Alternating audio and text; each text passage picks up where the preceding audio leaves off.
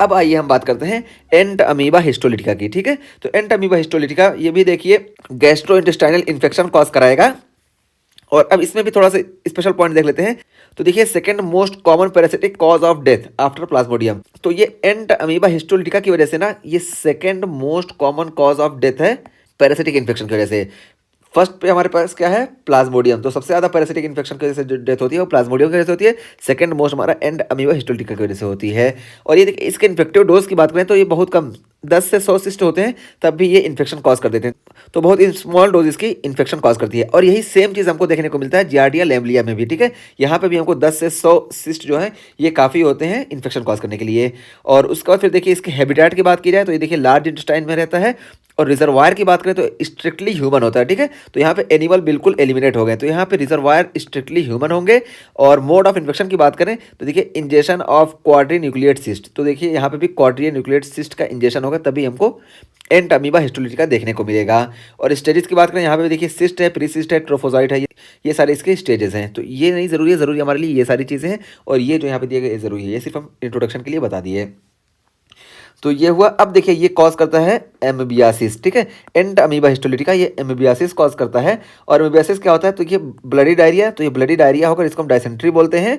और liver abscess cause करता है। और लिवर एब्सेस में देखिए एनकोवी पेस्ट एक्सोडेट हमको देखने को मिलता है। और राइट अपर क्वाड्रेंट पेन देखने को मिलता है। और हिस्टोलॉजी की बात करें तो देखिए histology of colon biopsy shows flask shape ulcer. ये देखिए ये फ्लास्क शेप अल्सर हम जब कोलोन की बायोप्सी करेंगे ना, क्योंकि लार्ज इंटेस्टाइन में होता है, तो जब हम कोलोन की बायोप्सी करेंगे देखिए फ्लास्क शेप अल्सर हमको देखने को मिलेगा।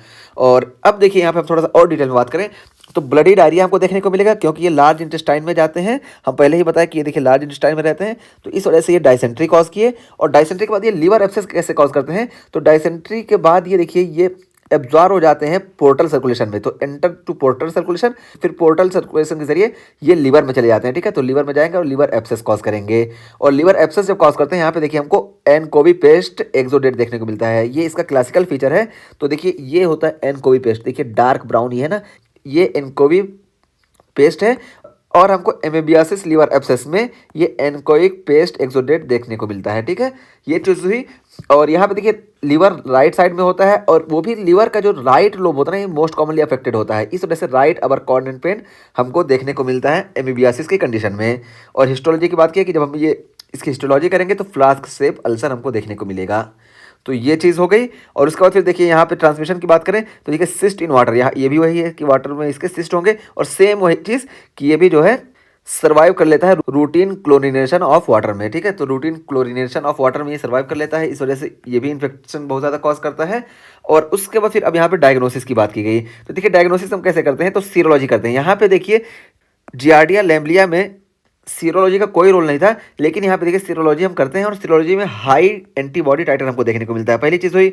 और एंटीजन टेस्टिंग हम करते हैं, और एंटीजन टेस्टिंग में हमको क्या देखने को मिलता है, देखिए लैक्टिन पॉजिटिव हमको देखने को मिलता है। ठीक है, तो लैक्टिन पॉजिटिव देखने को मिला। और फिर हम पॉलीमरेज चेन रिएक्शन करते हैं, पीसीआर करते हैं। और पीसीआर यही हमारा गोल्ड स्टैंडर्ड टेस्ट होता है। और इसके अलावा हम क्या करते हैं, एंड या और। ठीक है, तो ये सारे हमारे पास टेस्ट हैं। और हम ट्रोफोजॉइड्स को भी देखते हैं। ठीक है, तो ट्रोफोजॉइड्स देखिए स्टूल में हमको देखने को मिलता है। तो देखिए ट्रोफोजॉइड्स या cyst with up to 4 nuclei in stool. ठीक है, तो देखिए हमको ट्रोफोजाइट्स हो सकता है स्टूल में देखने को मिले।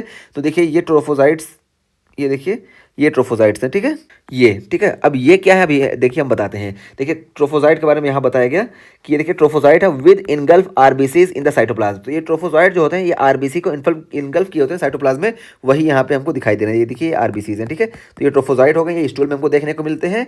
और इसके अलावा देखिए यहाँ पे और क्या हमको देखने को मिलता है, cyst with up to 4 nuclei in stool. और हमको सिस्ट भी देखने को मिलते हैं। देखिए सिस्ट, ये देखिए ये सिस्ट है। ठीक है, और इसमें 4 न्यूक्लियाई हमको देखने को मिलते हैं। ठीक है, अप टू 4 न्यूक्लियाई। और उसके बाद फिर ये देखिए यहाँ पे क्या है कि इसको याद कैसे रखेंगे, तो देखिए एंट अमीबा ईट्स इंटेरोसाइट्स। तो देखिए एंट अमीबा ईट्स इंटेरोसाइट्स यानी एंट अमीबा हिस्टोलिटिका में हमको देखिए ये जो है ट्रोपोजॉइट्स देखने को मिलते हैं। और ये ट्रोपोजॉइट्स क्या किए रहते हैं, ये इरेथ्रोसाइट को ईट किए रहते हैं। तो ये एंट अमीबा ईट्स इरेथ्रोसाइट्स, तो ये चीज़ हम इससे याद रखेंगे रिलेट करके। और यहाँ पे ट्रीटमेंट की बात करें, मेट्रोनिडाजोल यहाँ पे हम ट्रीटमेंट में देते हैं और 10 डेज देते हैं। उसके अलावा देखिए हमारे पास प्रोमोमाइसिन फॉर एसिम्प्टोमेटिक सिस्ट पेसर्स।